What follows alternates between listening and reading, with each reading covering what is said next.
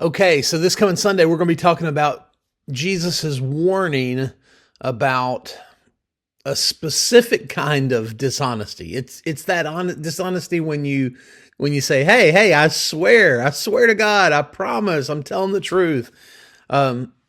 It's that kind of honesty or that lack of honesty when you say, "We're fair and balanced," and it becomes a punchline. You know that it's the opposite of fair and balanced. That's what we're talking about. Matthew chapter 5, verse 33 through 37. We're still in our Red Letter Series. We're looking at the words of Jesus. And here's what he says. Again, you have heard it said.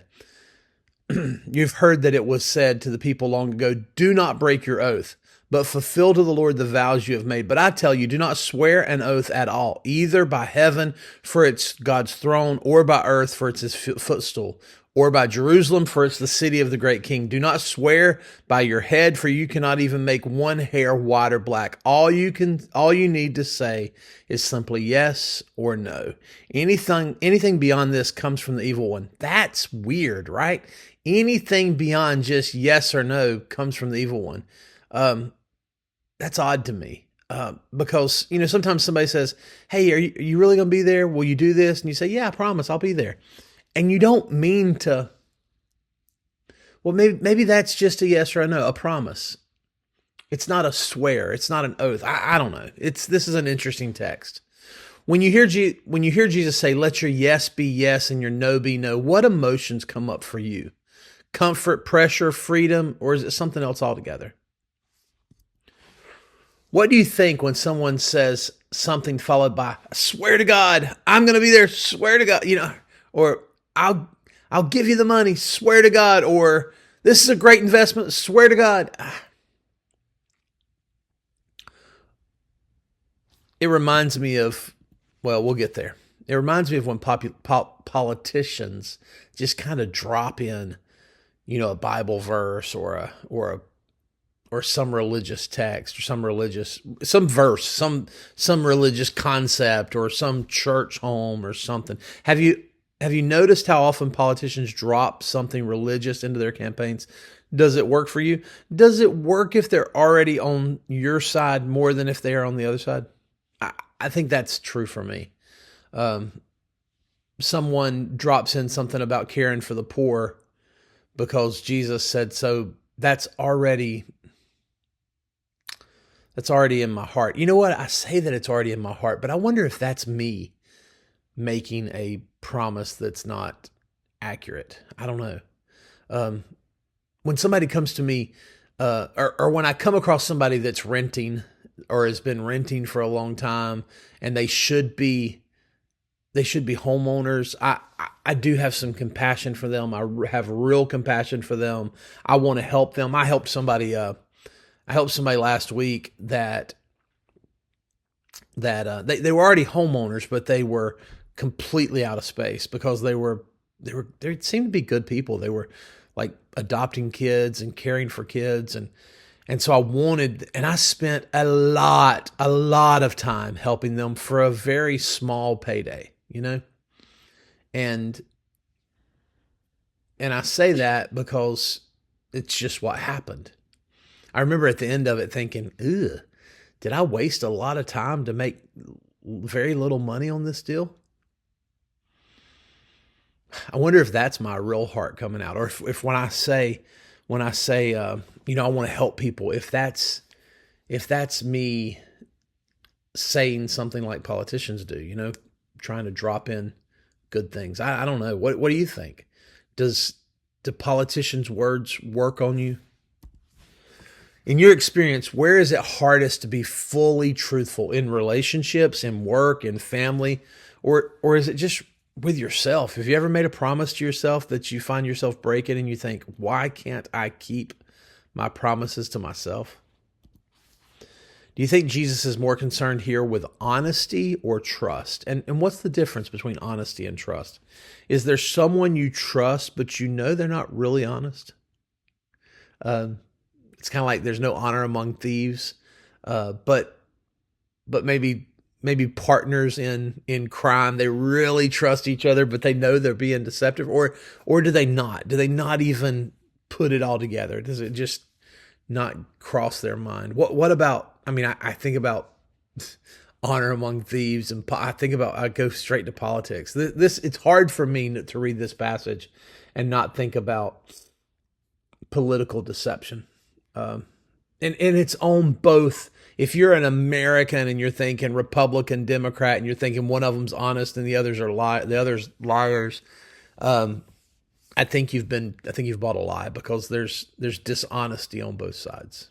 Maybe in one season it feels like it's more in one side than the other, and I think that's certainly the case in my mind. But it doesn't change the fact that some party's not the solution. What's the difference? What's the similarities between honesty and trust? How does this text speak to modern issues like exaggeration on social media, marketing, politics, or personal branding? How should we as a community, a place to talk, be careful to let our words be consistent?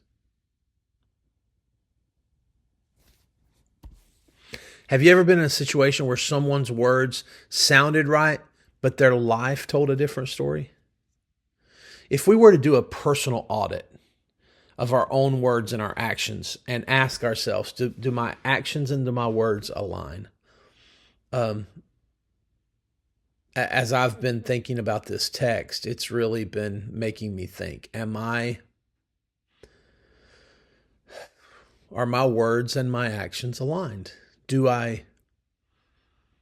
used to say you could tell where somebody's heart is by their checkbook. Does my checkbook align with caring for people? I find myself, wanting to list the things that I do that are selfish and self-sacrificing, and I do for others. Things that I do that I don't really have this great joy in. It's just, I do it because I know it's the good and the right thing. And I almost am tempted to list those things here, and do this audit out loud right here online, but I shouldn't. This is an internal audit. This is something you should look at yourself for. And I look at myself and say, Josh, are you, you say you love the poor, and you love the marginalized, and you love those that are being mistreated. Are you doing things to love and care for them? What would it look like to live in a way where your words don't need defending, explaining, or reinforcing? Are you afraid to say anything for fear of saying something that's misunderstood? Are you ever just like, I want to say this, I want to share this, but maybe I shouldn't, because who knows what people will say and think? What would your life change if people knew they could fully trust your yes or no? I think that's maybe not. Here's our last question. I keep coming across people who seem to be successful but have zero integrity. I mean, none. There's this one person in my life. It's just kind of real to me in the last couple of weeks. Every single time I talk to him, he says something, and I think, wonder if that's true. And it seems to come out eventually that it just wasn't true. Of course he tells another lie to cover up the last lie, but it's just like this series of lie. And it makes you think, how do you do it? How do you do business? How do you have success? How do you stay married? It's, that's me looking at somebody else. I feel like we should back up here and just go back to this self-audit. How do we audit ourselves? How do we ask ourselves, am I allowing my yes to be yes and my no to be no? Am I being truthful and honest? And how can I make sure that I'm as truthful and honest as possible? Okay, this coming Sunday, I think that'll be January the 25th at A Place to Talk, 10:30 a.m. We will have this conversation. We'll talk about truth and honesty, and we'll encourage one another to kind of do a self-reflective audit of their honesty, their truth, their trustworthiness. And we'll just look at Jesus's words here in this text where he says, let your yes be yes and your no be no. All right. Look forward to having you. Love to have you join us anytime. If you have questions or concerns or comments, hey, like and subscribe. Follow us here. If you need to talk to somebody, if you want to call me, 828-238-2682. I'll answer the phone if it's at all possible at the time. And I'll do everything I can to help you. I think I want to. Let my yes be yes. I want to help you. All right. Have a great day.